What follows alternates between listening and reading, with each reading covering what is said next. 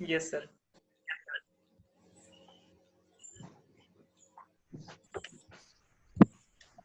ठीक है, लास्ट मैंने जो आपको दिया था असाइनमेंट 25 आपको लिखना था फिजिकल क्वांटिटी का यूनिट एंड डायमेंशन, राइट?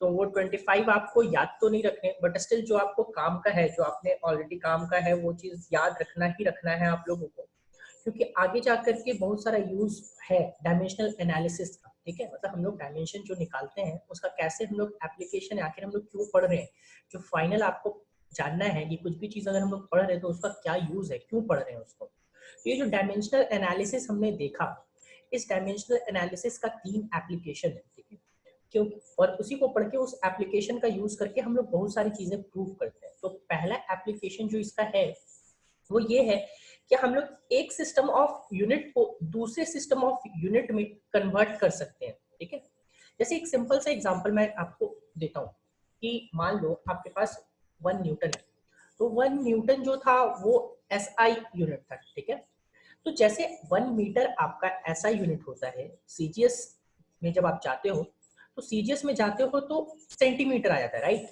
और आपके पास एक ऑप्शन है कि हाँ 1 metre is equals to 100 centimetre. तो जैसे मैं एक सिंपल सा एग्जांपल आपको दे रहा हूँ कि एक 1 न्यूटन आपका फोर्स, मैं फोर्स का एग्जांपल लेके चल रहा हूँ, 1 न्यूटन हो गया ऐसा यूनिट, तो आपका सीजीएस जो होगा उसका होता है डाइन। ठीक है, सीजीएस में जैसे न्यूटन, तो न्यूटन जो होता है, मैं एक स्क्रीन शेयर करता हूँ आपको, यहाँ से थोड़ा अच्छे से समझ में आएगा। ठीक है, देखो आप जब लिखोगे फोर्स, तो फोर्स लिखोगे तो फोर्स का एक ऑप्शन हमारे पास आता है कि F is equals to ma, right?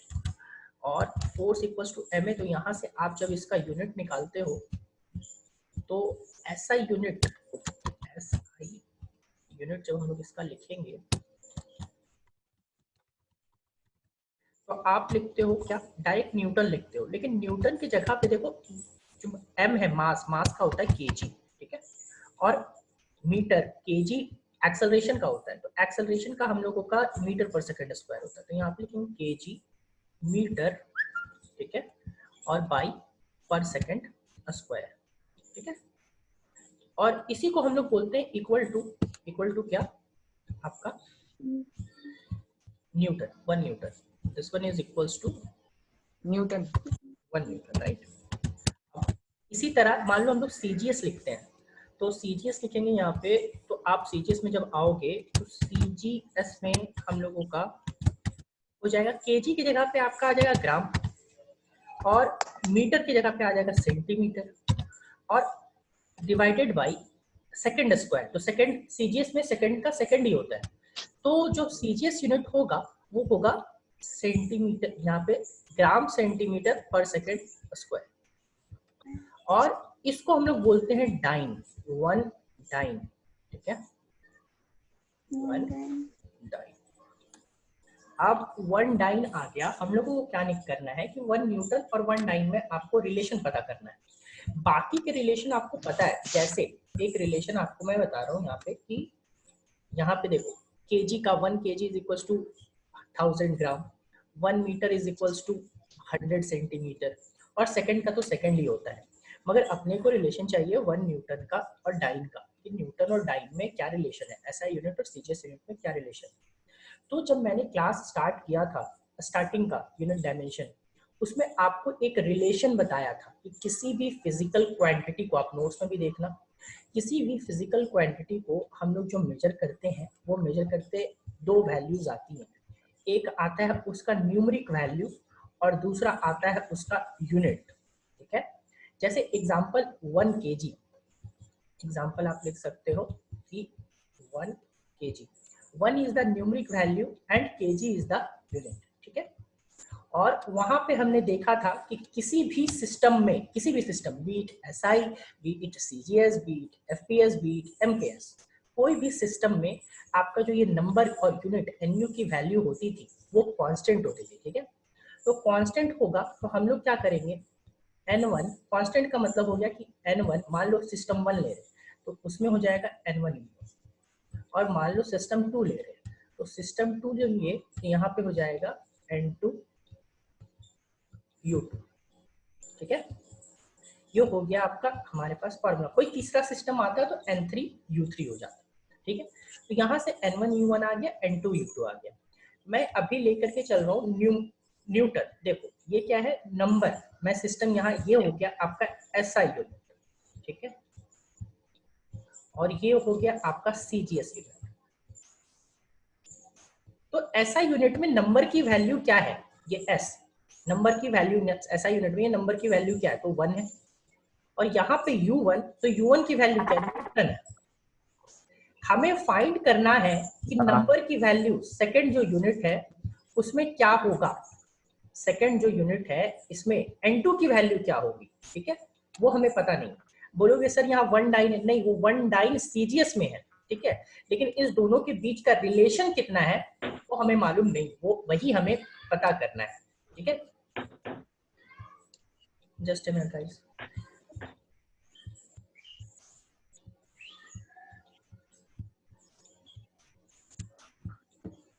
चलो फिर से स्टार्ट करते हैं।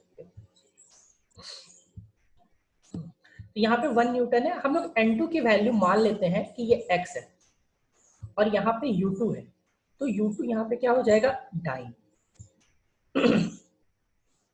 ठीक है।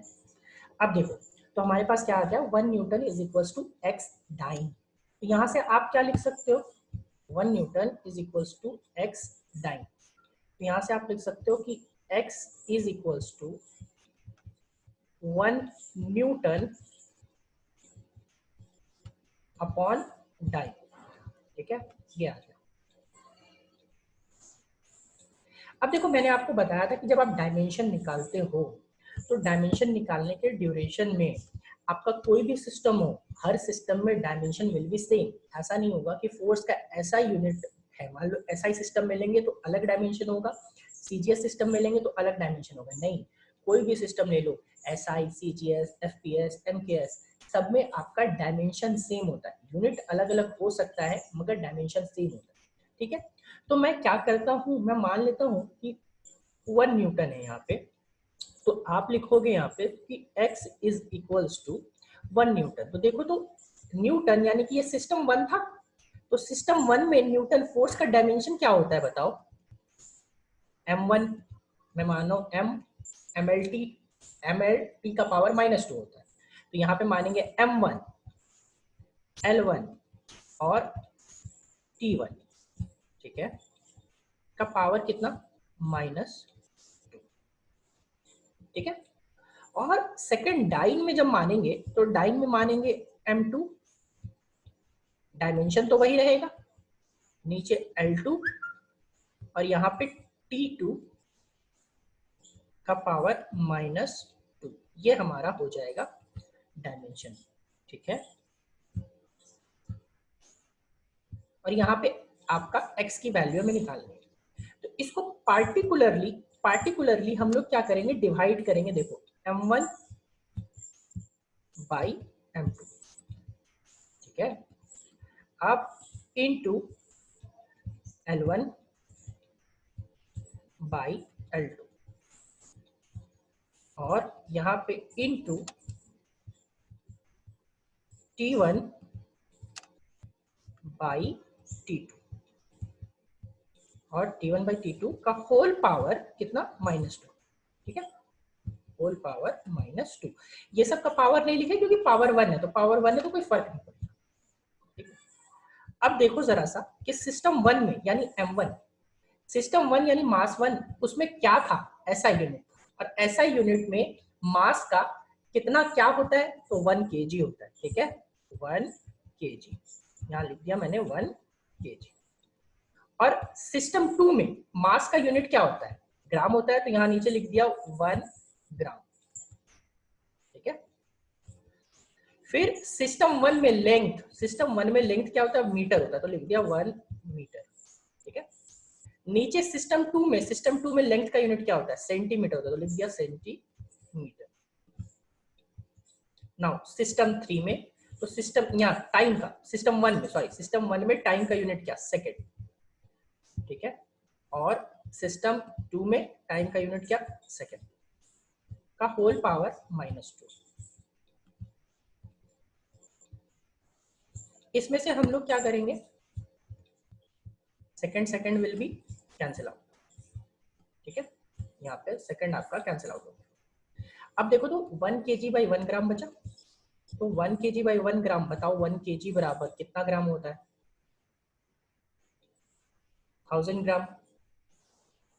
ठीक है, तो यहाँ पे आप लिख दो 1000 ग्राम, 1000 ग्राम एंड अपॉन ग्राम।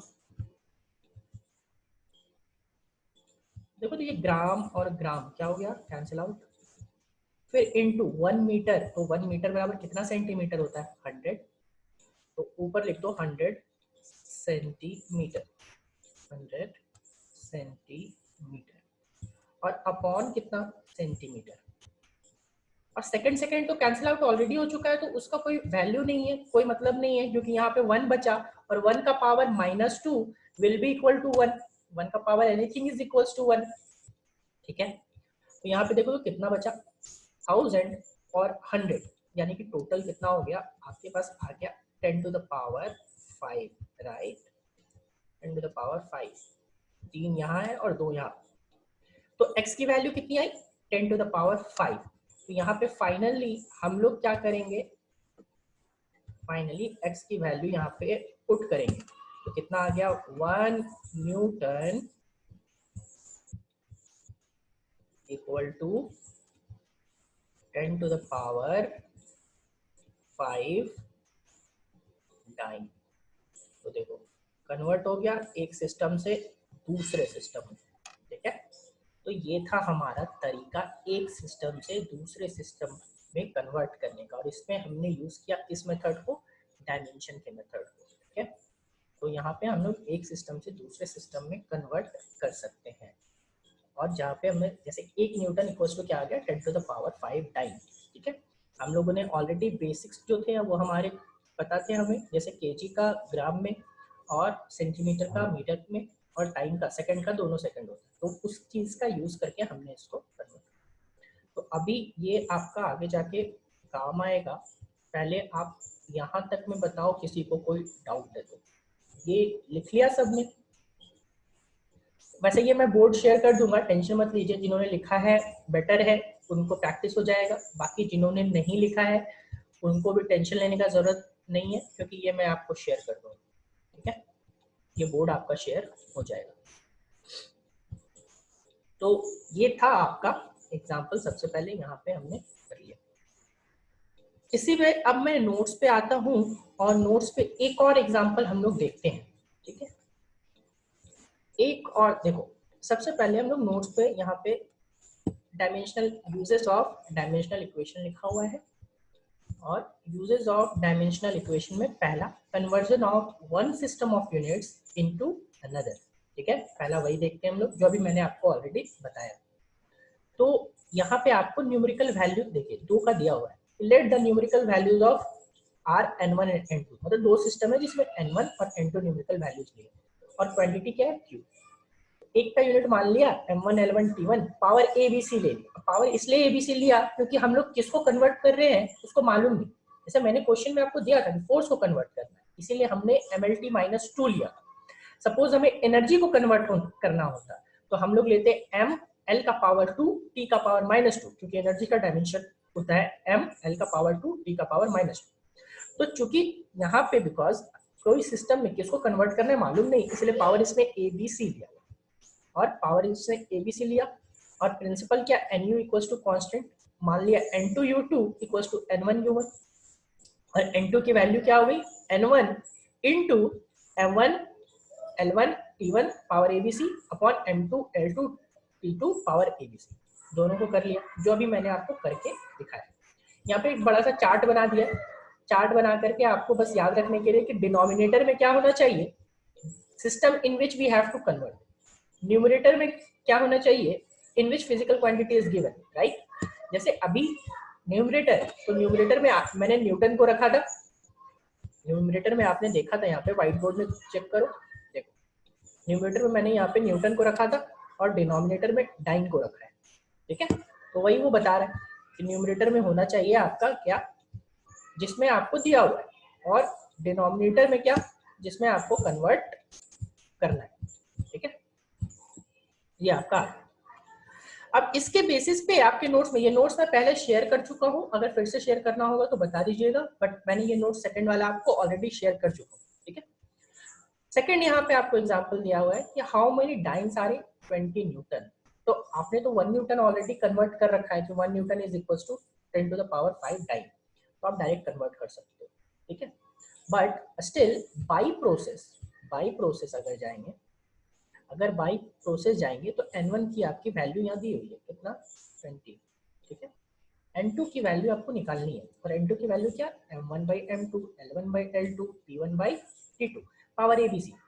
और बिकॉज फोर्स है तो पावर यहाँ पे m का पावर 1 होता है और l का पावर 1 होता है और c का पावर -2 होता है। देखो फिर से यहाँ पे शेयर किया, 1 kg है, 1 kg का पुट किया 1000 ग्राम, 1 मीटर है उसको पुट किया 100 सेंटीमीटर, एंड लास्ट में फाइनली सॉल्व करके आ गया 20 न्यूटन का 20 into 10 to the power 5, right.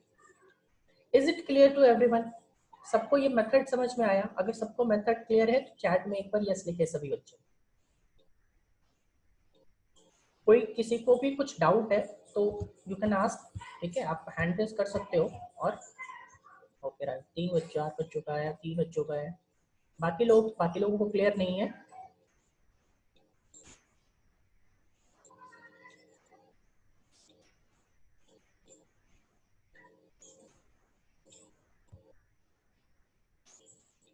चलो okay,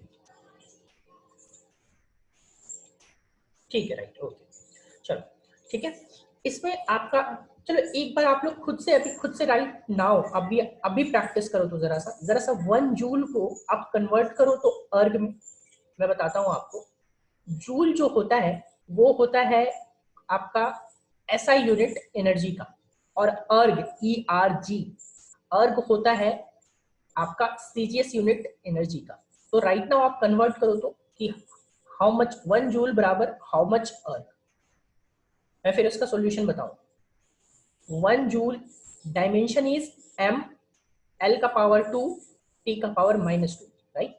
dimension is the dimension of energy is m, l का पावर 2, t का पावर -2।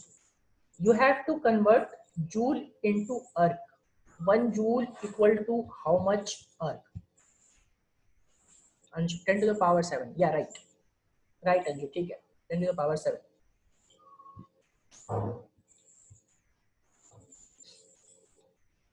जिनको पता है बहुत अच्छी बात है, और जिनको नहीं पता वो राइट नाउ अभी निकालिए। 1 जूल बराबर how much erg? Vipul Raj 10 to the power 7, okay right.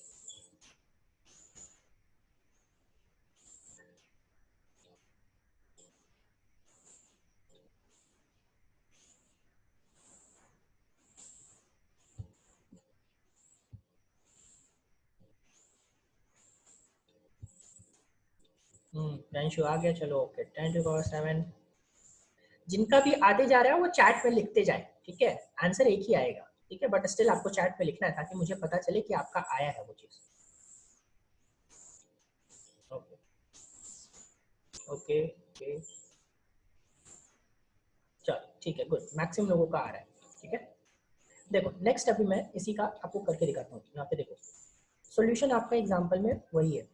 Solution में आपको यहाँ पे दिया हुआ है कि 1 जूल आपको दिया हुआ है, तो 1 जूल को आपको अर्ग में कन्वर्ट करना है। तो आप लिखोगे n1 इक्वल्स टू n2 और सेकंड यूनिट का m2 l2 t2, पावर यहाँ पे 2, एनर्जी का 2 दिया हुआ है, पावर 2 होता है l का, तो यहाँ पे 2 आ गया, यहाँ पे -2 आ गया। पुट किया 1 kg 1 ग्राम 1 मीटर 1 सेंटीमीटर, तो यहाँ 1 मीटर का स्क्वायर करना पड़ेगा, राइट। तो 100 का square is 10 to the power 4, 10 to the power 4 यहाँ से आया और 10 टू द पावर 3 यहाँ से, टोटल मैच होकर के आपका कितना हो गया 10 टू द पावर 7। तो 1 joule is equal to 10 to the power 7 और, ठीक है। This two conversion you have to remember, ठीक है, आपको ये दोनों ही याद रखने हैं, क्योंकि अगर आप स्कूल में कहीं पे भी एडमिशन लेते हो, कहीं पे भी स्कूल में एडमिशन लेते हो, या फिर इंस्टीट्यूट में ही मैं अगर प्रॉपर क्लास होता, तो अगर जो इंटरनल टेस्ट होते हैं उस टेस्ट में कहीं पे भी ये प्रूफ पूछा जाता है, कोई भी एक, prove that 1 newton is equal to 10 to the power 5 dyne, और prove that 1 joule is equal to 10 to the power 7 erg. तो ये दोनों ही आपको मतलब याद होने चाहिए, ऐसा याद होना चाहिए कि भाई नींद में भी कोई पूछे, रात को सोए हुए में भी, तो आपको आंसर बोले हाँ sir 1 newton equal to 10 to the power 5 time, ठीक है। तो वो चीजें होनी चाहिए कि ये दोनों आपको याद होनी चाहिए। सेकंड, कुछ और प्रूफ्स दिए हुए हैं जैसे value of acceleration due to gravity is 9.8 metre per second square, ठीक है। तो ये 9.8 मीटर पर सेकंड स्क्वायर है और find its value in kilometre per hour square, right. तो आपको ये नोट्स में एग्जांपल दिया हुआ है, मैं नोट्स फिर से शेयर कर दूंगा, आपको वो एग्जांपल्स देखने और बिना देखे, पहले कोशिश करना है बिना देखे बनाने, और देख आप फिर बना लो तो अपना सॉल्यूशन मैच कर लो, ठीक है। सेम चीज आपको डेंसिटी दिया हुआ, density of oil is given 0.8 ग्राम पर सेंटीमीटर क्यूब, ये आपका सीजीएस में दिया हुआ है, आपको एमटीएस में इसकी वैल्यू फाइंड करनी। ये दोनों ही आपको खुद से फर्स्ट नोट्स में आपको पहले क्या है कि बिना देखे बनाना है और फिर सॉल्यूशन मैच कर लेना है, ठीक है। नेक्स्ट जो आया, नेक्स्ट हम लोग का इसका सेकंड जो एप्लीकेशन है, to check the accuracy of a formula, ठीक है। अब एक्यूरेसी हम लोग कैसे चेक करेंगे, ठीक है।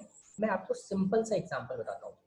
देखो आपने जो इक्वेशन पढ़ा है v equals to U plus 80, right. आप जरा सा वहीं पे साथ में जहाँ पेन पेपर है, आप v equals to U plus 80 लिखो और एक बार v का डायमेंशन निकालो, देखो v is equals to U plus 80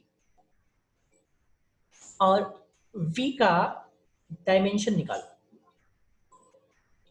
v का डायमेंशन आपको पता है, ठीक है। u का डायमेंशन भी आपको पता है और 80 का डायमेंशन भी आपको पता है। 80 का v का भी डायमेंशन निकालो, u का भी डायमेंशन निकालो और 80 का भी डायमेंशन निकालो। v इज वेलोसिटी, ठीक है। तो वेलोसिटी का क्या होता है, lt minus 1, v is initial velocity, आ गया lt माइनस 1। u का जब आपने निकाला तो u का निकाला तो क्या हो गया lt माइनस, वो that is v is final velocity, u is initial velocity, तो दोनों का lt माइनस, वेलोसिटी कैसा भी हो उसका डायमेंशन विल बी सेम, मतलब lt माइनस 1 हो गया। अब प्लस 80 निकाले तो प्लस 80 निकालेंगे यानी कि एक्सेलरेशन इनटू टाइम, एक्सेलरेशन का होता है lt माइनस 2 और lt माइनस 2 इनटू t, तो हो जाएगा क्या lt माइनस 1, ठीक है। तो lt माइनस 1, अब देखो अब मैं बात कर रहा हूँ राइट हैंड साइड की, तो राइट हैंड साइड में है u प्लस 80, तो u का dimension is lt minus 1 plus 80 का डायमेंशन इज lt माइनस 1, ठीक है। और lt माइनस 1 lt माइनस 1 को ऐड करोगे तो बोथ का dimension will be lt minus 1, right. यानी कि डायमेंशनल एनालिसिस से आपको पता चल रहा है कि राइट हैंड साइड का डायमेंशन और लेफ्ट हैंड साइड का डायमेंशन दोनों इक्वल है, ठीक है। तो जब भी राइट हैंड साइड का डायमेंशन और लेफ्ट हैंड साइड का डायमेंशन इक्वल है, that means that equation is correct. क्यों करेक्ट, क्योंकि हम लोग 1 केजी में 1 केजी को जोड़ सकते हैं, 1 केजी में 1 लीटर को जोड़ नहीं सकते हैं। तो इस मेथड का हम लोग यूज कर सकते हैं किसी भी फॉर्मूला का डायमेंशनल एक्यूरेसी चेक करने के लिए। मैं अब आपको सपोज, आपको तो पता है कि v is equal to U plus 80 is correct, ठीक है। अब आप जरा सा एक इक्वेशन लिखो, ठीक है, v is equals to ut plus A, v equals to ut plus A, ठीक है। अब जरा सा इसका लेफ्ट हैंड साइड का डायमेंशन निकालो और राइट हैंड साइड का डायमेंशन निकालो, v equals to ut plus A.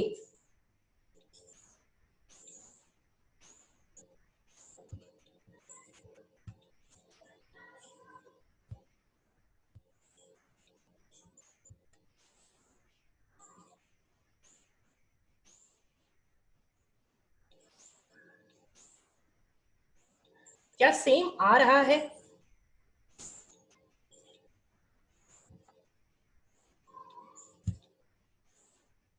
Same नहीं आ रहा है, देखो, नो नो, दैट मीन्स अगर 2 लोगों का नो आया, क्या बाकी लोगों का भी, बाकी लोगों का सेम आ रहा है क्या?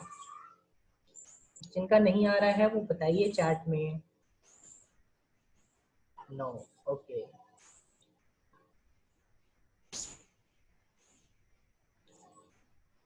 चलो राइट, ठीक है, मैक्सिमम लोगों का नहीं आ रहा। तो v is equal to U T plus A, तो इससे आपने चेक कर लिया ना कि अगर डायमेंशन सेम नहीं आ रहा है और आपको बाकी रियलिटी तो पता है, रियलिटी आपको पता है कि v is equal to U T plus A is a wrong equation, ठीक है। तो यहाँ से आप डायमेंशनल मेथड का यूज करके आप चेक कर सकते हो कि आप वहां पे आपका क्या है कि वो इक्वेशन जो है वो सही है या नहीं है। ठीक है, चलो अब ये एक तरीका था, लेकिन इसमें एक डिमेरिट है। ठीक है, क्या डिमेरिट है वो भी हम लोगों को देखना है। कैसे देखना है हम लोग बताते हैं। मान लो मैं अभी यहाँ पे आपको एक एग्जांपल दिया हुआ है, s equals to ut plus half G T square. ठीक है, थर्ड मैं आपका सेकंड इक्वेशन ले रहा हूँ। तो s का डायमेंशन आप जब लेंगे तो लेंथ हो जाएगा ut, u यानी कि इनिशियल वेलोसिटी, तो इनिशियल वेलोसिटी का डायमेंशन lt माइनस वन और t का डायमेंशन t, राइट। सेकंड वाले टर्म का हाफ, हाफ यानी कि नंबर है, और नंबर का कोई डायमेंशन नहीं होता, बार बार मेंशन करता आ रहा हूँ, नंबर का कोई डायमेंशन नहीं होता। तो यहाँ पे हाफ का कोई डायमेंशन नहीं बचा। जी, G is a type of acceleration, तो जो एक्सेलरेशन का डायमेंशन वही जी का डायमेंशन, तो एक्सेलरेशन का डायमेंशन होता है एल टी माइनस टू, तो ये हो गया L T minus two. Now T square, T square से मल्टीप्लाई किया, this T square will be cancel out, बचेगा एल, और T minus one will be cancel out, बचे एल, और लेंथ में लेंथ जोड़ेंगे तो लेंथ ही आएगा। देखो तो जरा सा राइट हैंड साइड का डायमेंशन और लेफ्ट हैंड साइड का डायमेंशन सेम आ गया। हाँ प्रियांशु बताइए, कोई डाउट है? नो सर, तो हैंड रेस किया आपने इसीलिए पूछा, गलती से कर दी। चलो कोई नहीं, ओके ठीक है। अभी यहाँ पे आप देखो कि दोनों साइड लेंथ आ गया, तो यहाँ से ये डायमेंशनल, ये इक्वेशन आपको पता चल गया कि हाँ ये इक्वेशन भी डायमेंशनली करेक्ट है। ठीक है, तो एक पॉइंट हम लोगों को मिल रहा है कि we can check, we can verify that the, if आपका क्या कहते हैं equation is dimensionally correct, it is correct, right. अभी आप सेम चीज करो, जरा सा चेक करो कि s equals to ut plus, check करो s equals to ut plus 7/2 at square, इसका डायमेंशन चेक करो तो क्या वो डायमेंशनली करेक्ट है। s equals to ut plus 7/2 at square, is it dimensionally correct or not?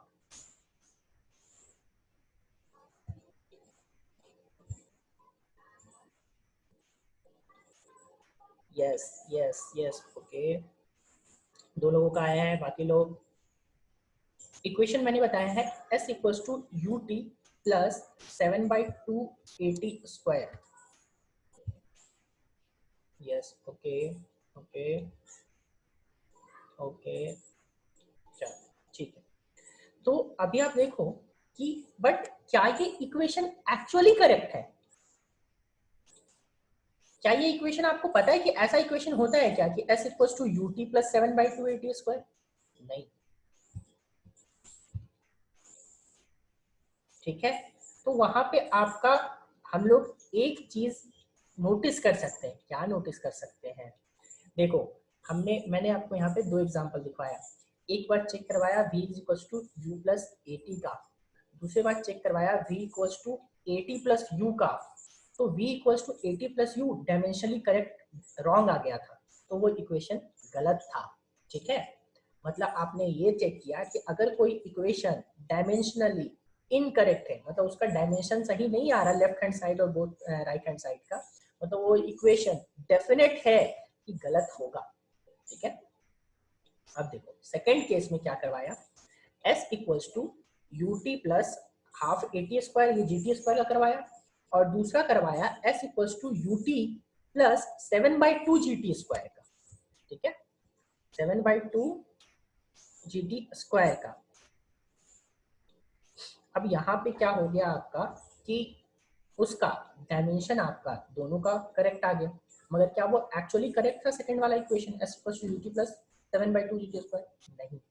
तो इस दोनों का कंक्लूजन हम लोग ये निकाल सकते हैं कि अगर कोई इक्वेशन डायमेंशनली रॉन्ग है, मतलब वो डेफिनेटली रॉन्ग है, लेकिन अगर कोई इक्वेशन डायमेंशनली करेक्ट है तो हम लोग ये नहीं बोल सकते कि वो एक्चुअली करेक्ट है, क्योंकि 7/2 was not the constant, actual constant कितना था? 1/2, राइट। आप एक स्टेटमेंट लिखो, अभी एक स्टेटमेंट जो लिखवा रहा हूँ अभी वो लिखो। From the above two examples, we can conclude. From the above two examples, we can conclude if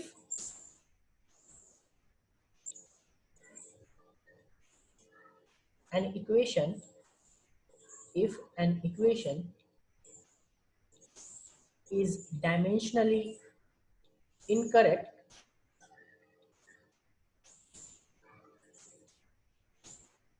if an equation is dimensionally incorrect, then it is definitely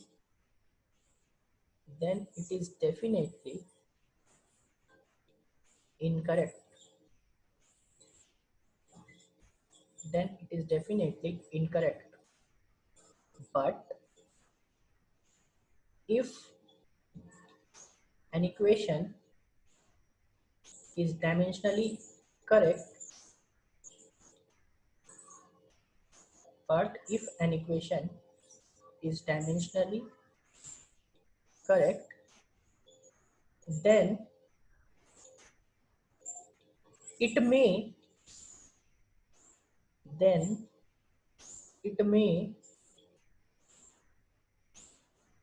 or may not be,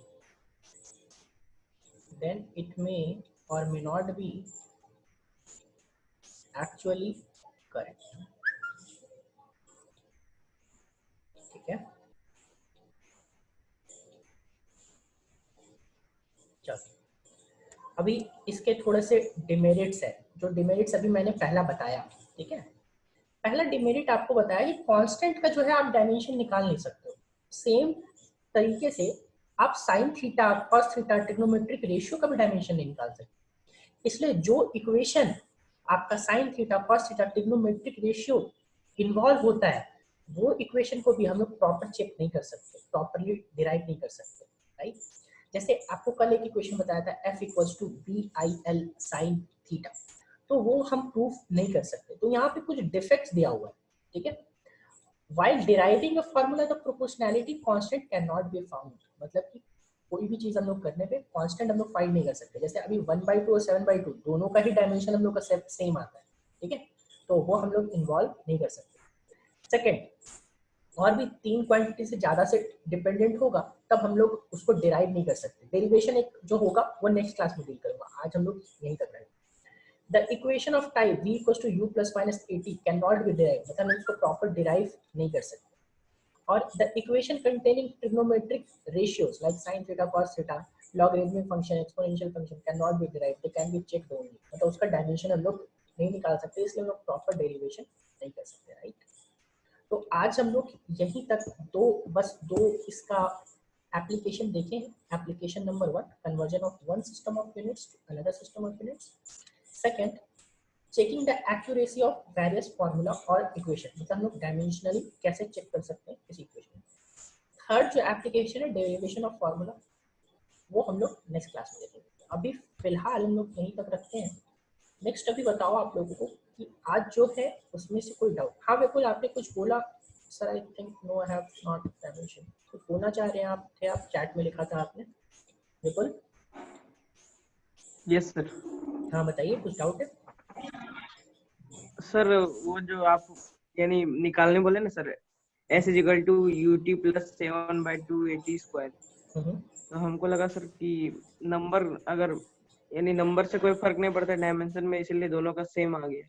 हाँ बिल्कुल, good good. 7/2 रहता, 5/2 रहता, आप कुछ भी ले लो, 1000/2 ले लो या फिर 1000/2 ले लो, इन समथिंग कोई नंबर डेफिनेट नंबर होना चाहिए, समथिंग बाय 2 ले लो, सबका डायमेंशन सेम है। ठीक है, तो वही आपका डायमेंशन इक्वेशन का आपका डिमेरिट्स था। राइट, तो अभी आज के टॉपिक पे जो दो प्रूफ बताया उसमें अगर किसी को कोई दिक्कत है तो बताइए। नो सर, नो, कोई भी दिक्कत। ठीक है, तो आज मैं कुछ आपको सेकंड आप जो बेसिक्स, मैं आपको 3 इक्वेशन लिखा रहा हूँ। ठीक है, उस 3 इक्वेशन का बस आपका असाइनमेंट आज का या होमवर्क वही है।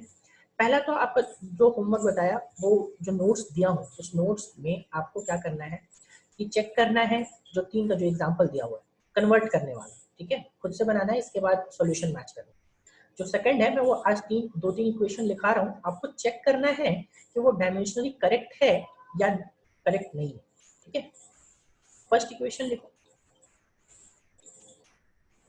check whether these equations are, question लिख लो, check whether these equations are dimensionally correct or not, check whether these equations are dimensionally correct or not? Check whether these equations are dimensionally correct or not. First, capital T equals to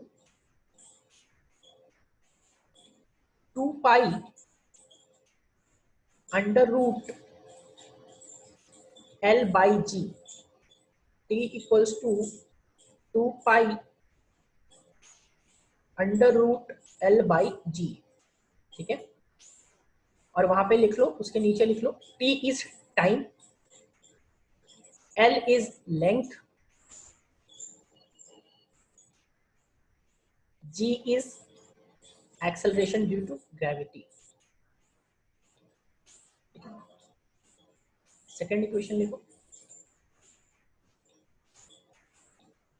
F equals to F capital F is equals to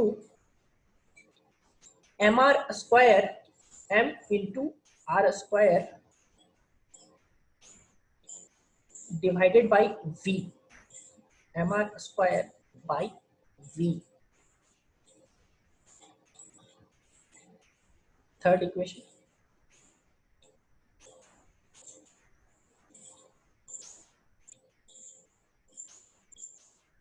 v square equals to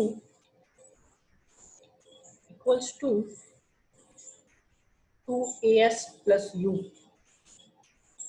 2as plus u। फिर से repeat कर रहा हूं, सबसे पहला है t equals to 2 pi under root L by G. Second है F equals to mr square by v। वहां पे सेकेंड वाले में लिख लो F is force, m is mass. Second वाले में लिख लो F is force, m is mass, r is radius and v is velocity. और last one is v square equals to 2as plus u। यहाँ पे तो आपको थर्ड वाले में पता है सब, v is final velocity, u is initial velocity, a is acceleration and s is distance. ये तीन इक्वेशन का आपको चेक करना है कि whether it is dimensionally correct और नॉट। बाकी जो तीन असाइनमेंट जो है आपका एग्जांपल्स नोट्स में, उसको कन्वर्ट करके खुद से देखना है। प्रियांशु आपने हैंड रेज किया है, कोई डाउट है?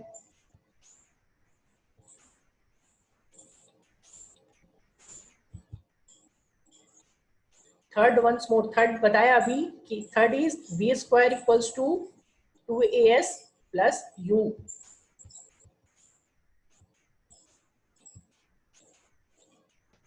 हाँ प्रियांशु बोलिए। सर ये सेकंड वाला जरा बताइए।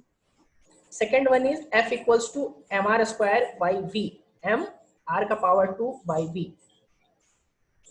m is mass, r is radius, v is velocity, F is force. चलो आज के लिए इतना ही रखते हैं हम लोग, बाकी नेक्स्ट क्लास में हम लोग देखेंगे, राइट। सो आज एंड करते हैं मीटिंग। Bye bye everyone.